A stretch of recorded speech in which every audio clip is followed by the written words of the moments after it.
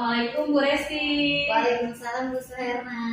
Baik Bu Resti, apa kabar nih hari ini nih? Alhamdulillah Bu Herna sehat. Alhamdulillah ya, semoga selalu sehat ya Bu Resti. Baik Bu Resti, sesuai kesepakatan kita nih. Kemarin kita sudah bersepakat bahwa besok saya akan melakukan supervisi di kelas Bu Resti. Kira-kira strategi apa saja sih yang sudah Bu Resti siapkan? Ya, jadi saya yang pertama merancang pembelajaran. Tentunya yang saya rancang itu pembelajaran yang berpusat kepada siswa dengan kegiatan yang efektif dan penuh makna bagi siswa. Baik, Bu Resti boleh dong ceritakan sedikit saja tentang Bu Resti mengajar di kelas berapa, kemudian mengajar mata pelajaran apa, dan apa materi yang akan disampaikan kepada murid-murid Bu Resti. Ya Bu Erna, saya mengajar di kelas 5. Saya besok akan mengajar IPAS dengan materi pelajaran mengapa kita perlu tumbuh, dengan saya kaitkan dengan sistem pencernaan pada manusia. Oh ya Bu Resti, apa sih tujuan pembelajaran yang akan dicapai pada materi tersebut? Yang pertama itu murid dapat mendeskripsikan proses pencernaan pada manusia. Kemudian yang kedua, murid dapat menerapkan pola makan dengan menu seimbang dalam kehidupan sehari-hari. Oke. Dari tujuan pembelajaran yang ingin dicapai ini Bu Resti, apa strategi yang akan diterapkan untuk memfasilitasi atau memberikan partisipasi aktif dan beragam dari semua siswa? Tentunya saya ingin semua siswa itu aktif, kemudian minat dan bakatnya itu bisa saya cover, bisa tersalurkan dengan strategi metode pembelajaran berdiferensiasi yang terdiri dari diferensiasi konten, proses, dan produk. Dan juga agar anak terlibat aktif, saya strateginya adalah tugas kelompok dengan menggunakan metode pembelajaran berbasis STEAM, di mana STEAM itu adalah metode pembelajaran yang memang kita butuhkan di abad 21 ini Bu Erna, yaitu dengan mengasah kreatif dalam memecahkan masalah terkait dengan sains dan penggunaan teknologi. Berarti sudah sesuai ini dengan abad yang kurikulum merdeka ya, sesuai dengan abad 21 ya. Baik, apakah ada langkah-langkah yang konkret ya Bu Resti ya, yang diambil untuk mendukung siswa dengan gaya belajar mereka? Kan kita tahu ya gaya belajar mereka itu berbeda-beda ya. Makanya di kurikulum merdeka ini kita diminta untuk mengadakan pembelajaran berdiferensiasi, yang dimana semua siswa itu kan nggak memiliki pemikiran yang sama, gaya belajar yang sama, otomatis kan mereka itu pasti berbeda. Kira-kira apa sih langkah-langkah konkret yang akan diambil oleh Bu Resti dengan menerapkan pembelajaran dengan gaya belajar yang berbeda? Iya, karena tadi seperti saya bilang, yang pertama pembelajaran berdiferensiasi. Di awal itu saya sudah menggunakan tes diagnostik ya, itu diagnostik awal untuk mengelompokkan siswa berdasarkan oh ini sudah berkembang, ini butuh bimbingan, dan ini sudah mandiri gitu. Akhirnya dari situ saya mengelompokkan siswa ke dalam tadi kemampuan belajar mereka dan kesiapan belajar mereka. Selain itu juga saya menerapkan yang namanya pembelajaran kelompok, gitu ya, di kelompok. Kemudian juga di sini saya menggunakan teknologi, di mana teknologinya itu seperti saya menggunakan Infocus, PowerPoint, gitu ya. Itu untuk membantu saya dalam penjelasan, memberikan penjelasan bagi siswa yang masih belum mandiri. Gitu. Namun bagi siswa yang sudah mandiri, saya memberikan kesempatan untuk mereka mengeksplor menggunakan teknologi tersebut. Gitu. Nah, contohnya seperti apa? Misalnya gitu. Tadi ketika saya sudah membuat PowerPoint atau Canva tentang sistem pencernaan, bagi siswa yang audiovisual bisa melihat, tapi bagi siswa yang butuh penjelasan atau pulang mandiri, saya bisa menjelaskan dengan alat tersebut. Gitu. Positif sekali ya Bu Resti. Jadi benar-benar sudah pembelajaran berdiferensiasi ya di kelas sudah menentukan atau memetakan gaya belajar siswanya masing-masing ya Bu Resti ya, bagus sekali Bu Resti. Nah Bu Resti ini bagaimana sih pemanfaatan teknologi itu sendiri atau media pembelajaran dalam sesi pembelajaran yang akan Bu Resti ajarkan yang tadi tentang metode metode yang Bu Resti akan ajarkan tadi STEAM ya, kira-kira apa sih gitu? Ya, jadi di metode STEAM itu memang mengajarkan anak untuk berpikir kritis, memecahkan masalah, dan melatih anak untuk kreatif dalam penggunaan teknologi. Nah, di sini di pembelajaran diferensiasi, terutama di diferensiasi proses, di sini anak-anak saya bebaskan mereka untuk berkelompok, mendiskusikan, lalu mempresentasikan melalui teknologi. Boleh yang menggunakan Canva, gitu. Boleh juga mereka menggunakan Mindmap, ya. Jadi hasilnya itu saya serahkan kepada anak-anak, dibebaskan sesuai dengan diferensiasi produk atau hasil. Oke, berarti bagus sekali Bu Resti ya. Jadi di sini anak-anak itu benar-benar diberi kebebasan untuk mengeksplor pengetahuan mereka ya, tapi hanya Bu Resti sebagai fasilitator. Kita hanya mendampingi saja ya. Semuanya diserahkan kepada anak ya. Wah, hebat sekali nih Bu Resti nih pembelajarannya kelas 5 ya Bu Resti ya. Sudah menggunakan berbagai metode, terus berbagai media ajar juga ya. Baik Bu Resti, untuk mengatasi potensi tantangan nih atau hambatan, pasti kan setiap pembelajaran itu ada saja hambatan ya. Terus yang pasti akan muncul ya. Nah selama proses pembelajaran kira-kira apa sih langkah yang akan Bu Resti ambil untuk mengatasi langkah atau hambatan-hambatan yang terjadi dalam proses pembelajaran? Iya betul sekali Bu Suhetna, pasti aja ada hambatan gitu, atau tantangan yang tidak sesuai dengan ekspektasi kita atau rencana kita. Iya betul. Saya sebelumnya menggunakan rencana plan A dan plan B misalnya. Saya menggunakan metode berbasis tim.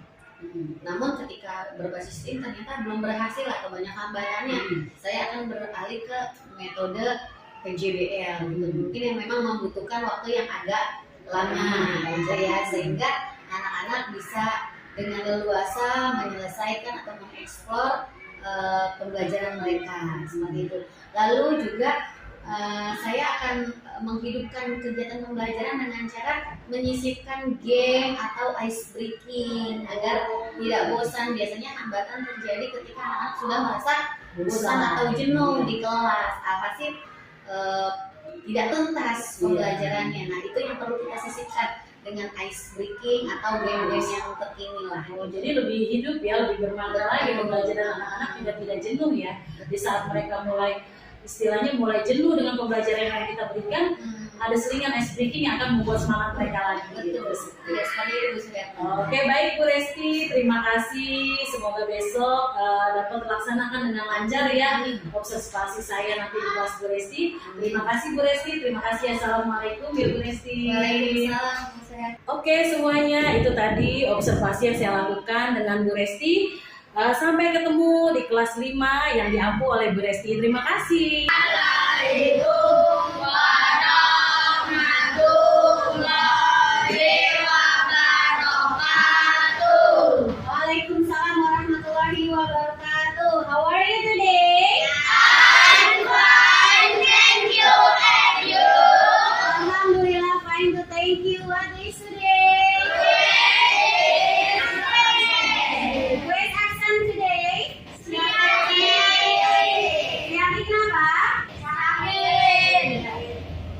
Kali ini kita akan belajar kipas.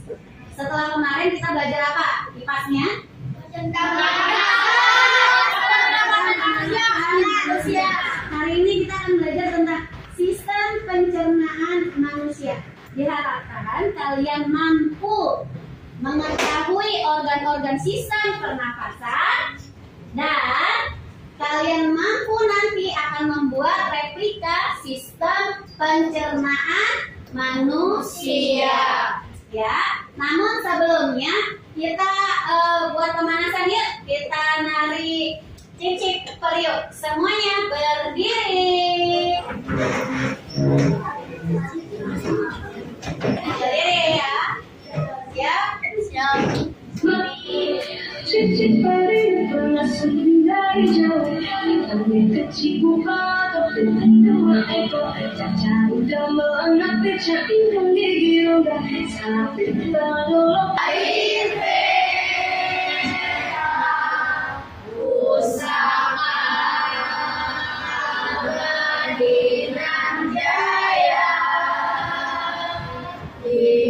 Suara cubitan. Au. Suara cubitan. Au. Suara cubitan. Au, au, au. Nah, anak-anak, kamu bawa bekal hari ini? Siapa yang bawa bekal? Oke, siapa yang tidak bawa bekal? Siapa yang sudah sarapan? Siapa yang belum sarapan? Banyak yang belum sarapan, ya. Karena bawa bekal. Jadinya nanti makan sarapannya istirahat, oke? Masih tidak apa-apa. Anak-anak, kenapa kita harus makan? Angkat tangan. Oke, biar konsentrasi saat belajar. Ada lagi nggak? Kenapa kita butuh makan? Ya, Sawal? Oke, bagus. Agar tidak kelaparan saat belajar. Yo? Agar tidak lemas. Yang lain? Apa yang terjadi jika kita tidak makan? Kelaparan. Terus? Sakit. Sakit mah. Oke. Putra punya penyakit mah. Berarti butuh makan. Setelah makan nih, makan. Berarti kamu mau mendapatkan apa? Nutrisi, apa lagi? Energi. Betul sekali, Gek. Betul. Energi. Yang kita makan masuk ke mana? Ke mulut. Terus dari mulut ke mana? Angkat tangan. Gak usah susah. Dimas?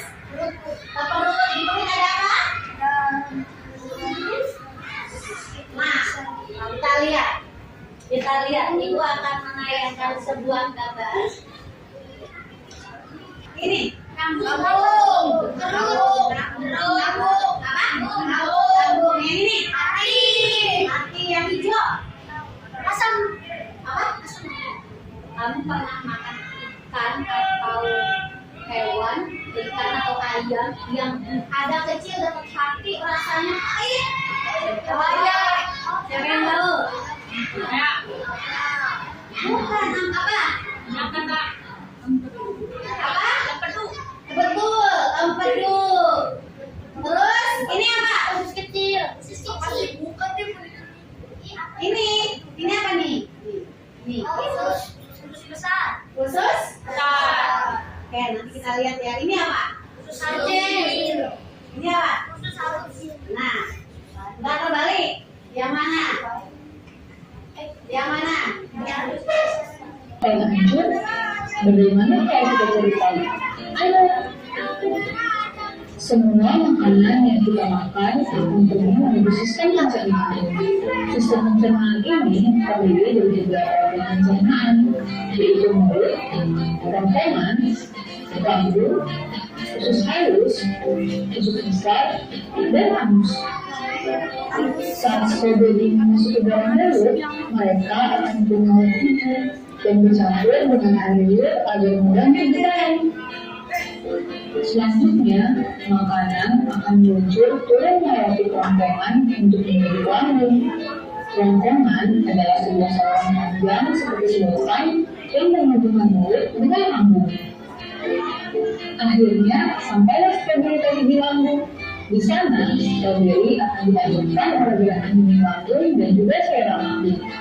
Tahukah kalian, cairan lambung bersifat sangat asam, saking asamnya setiap udara masuk ke dalam lambung akan mulai muncul. Selanjutnya, makanan akan menuju usus halus. Di usus ini, nutrisi makanan seperti vitamin akan diserap dan diedarkan ke seluruh tubuh kita. Nutrisi inilah yang membuat kita sehat dan berenergi. Makanan yang telah dalam nutrisinya ini disebut dengan ampas makanan. Ampas makanan kemudian akan masuk menuju usus besar. Di usus besar, air yang memiliki ampas akan diserap sehingga menjadi lebih padat. Ampas-ampas ini kemudian masuk ke dalam rectum. Itu adalah ujung dari usus besar. Mereka berfungsi sebagai tempat pemberhentian sementara sebelum ampas dikeluarkan dari tubuh melalui anus. Ampas yang keluar melalui anus inilah yang kita sebut dengan makanan aperitif. Disinilah sebenarnya makanan kita berakhir. Mari kita ingat lagi. Jadi, makanan yang kita makan akan masuk pertama kali ke dalam mulut dan selanjutnya melalui kerongkongan untuk menuju kelamin. Dari lambung, makanan akan menuju usus halus, usus besar, dan berhenti sementara di rahim. Sebelum akhirnya dikeluarkan dari tubuh kita melalui. Oke, kita lihat lagi gambarnya, jangan sampai salah. Ya, iya Bu. Yang ini mulut, kerongkongan, bukan tenggorokan, tapi kerongkongan. Ini lambung, hati, usus halus, usus besar, dan terakhir di halus. Boleh bilang rektum, boleh bilang halus. Nah, anak-anak, Ibu akan bagi diskusi kalian ya sesuai dengan namanya ya. Diskusi, Ibu akan bagikan. Lalu nanti Ibu akan berikan LKPD lembar yang harus kalian kerjakan sesuai dengan kelompoknya. Oke? Bisa dimengerti? Siap, bisa. Silakan mengerjakan. Kamu boleh lihat di buku pojok baca. Boleh lihat di buku. Yang bawa handphone boleh searching tentang sistem pencernaan manusia dan fungsinya. Jelas? Kamu boleh cari di berbagai macam sumber. Silakan mengerjakan. Baik, perhatikan dan dilihat juga kalau memang ada yang salah langsung diperbaiki. Silakan Kiki. Bagian-bagian pencernaan manusia. Mulut, isinya. Kita mulai dengan berdoa dan masukkan makanan melalui bibir. Kemudian makan ditangkap gigi dan lidah. Selanjutnya, makan. Di dalam usus besar, sebagian besar air akan diserap sehingga yang tersisa hanyalah ampas. Oke, kita kasih tepuk Superman untuk kelompok 3. Terima kasih Vicky. Tadi kita belajar dan semua sudah presentasi. Jawabannya bagus-bagus semua. Terakhir kita refleksi tentang pembelajaran kita hari ini. Setelah kamu belajar apa yang telah kamu pelajari. Ya, Vicky? Kita dapat mengetahui bagian-bagian di dalam tubuh kita untuk mempercena sistem pencernaan pada manusia. Oke, bagus Vicky. Yang kedua, nih refleksi yang kedua, kira-kira tadi dalam belajar apa sih tantangan yang kalian hadapi? Ya, Ilo? Oh gitu, saling berbagai pendapat gitu ya. Sulit memahami berbagai pendapat.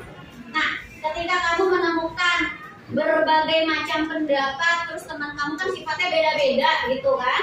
Ada yang saya ini orang ini benar, ini benar gitu ya. Tadi Bu Resti lihat ya.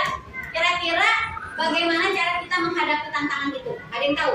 Oke, Adit, apa Adit? Dengan saling menghormati. Betul sekali, Adit. Dengan saling menghormati. Oke, anak-anak. Demikian tadi pembelajaran MIPAS kita. Nanti kita akan lanjutkan di pertemuan berikutnya. Kalian boleh istirahat. Oke, terima kasih. Assalamualaikum warahmatullahi wabarakatuh. Waalaikumsalam warahmatullahi wabarakatuh. Assalamualaikum Bu Resti. Waalaikumsalam Bu Suherna. Apa kabar hari ini Bu Resti? Alhamdulillah baik Bu Suherna. Ya, baik Bu Resti. Saya sudah melakukan observasi akademis ya di kelas Bu Resti.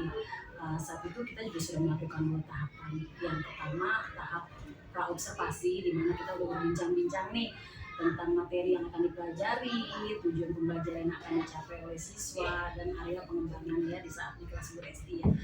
Nah, tahap yang kedua ini saya juga sudah memantau atau mengamati Bu Resti saat observasi di kelas.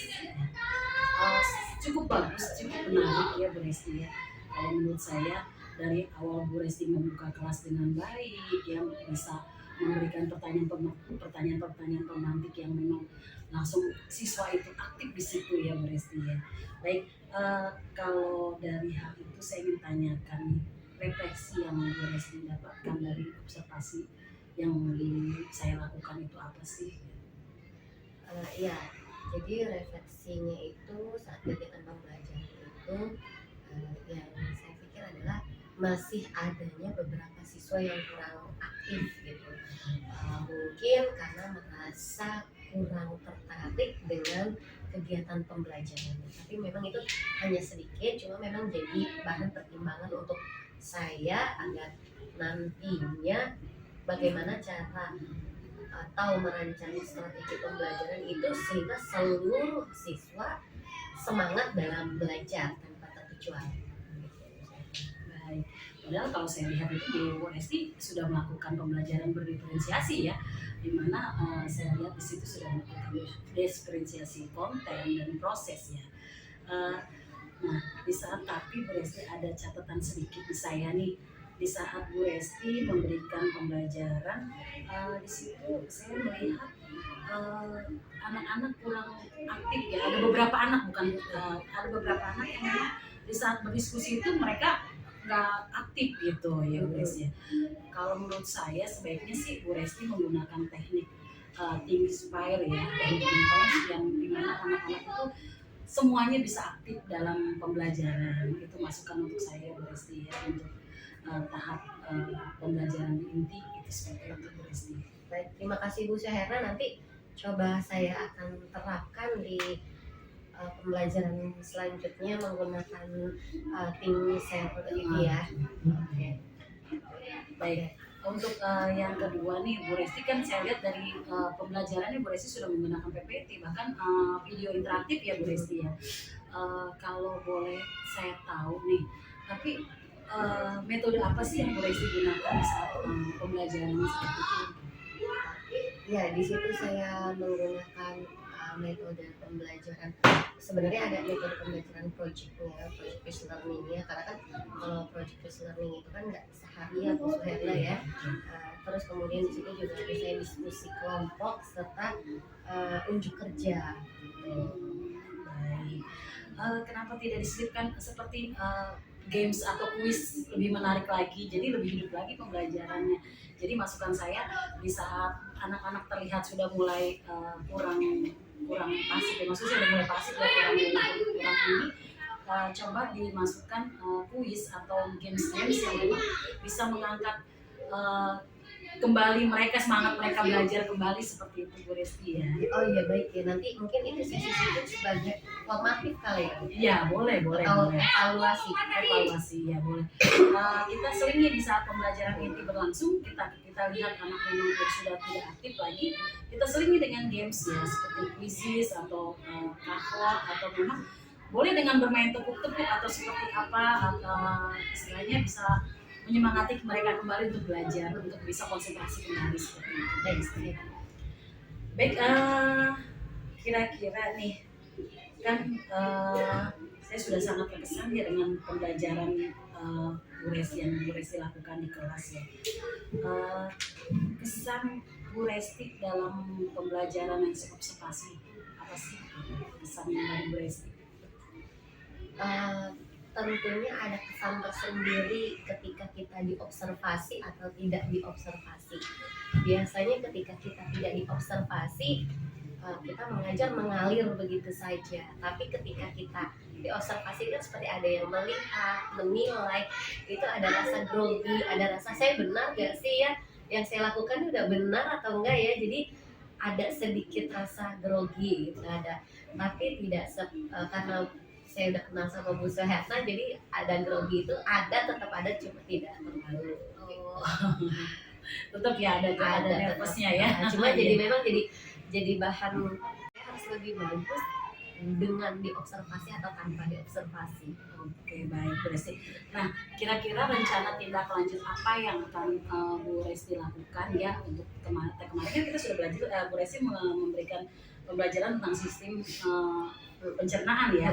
Kira-kira tindak lanjut yang akan dilakukan Bu Resti itu apa sih? Terkait dengan metode Metode project based learning selain itu kan, Betul. karena nanti berikutnya adalah gimana siswa membuat market sistem pencernaan manusia yang saya akan bebaskan mereka akan membuat dari bahan apapun yang menurut mereka mudah.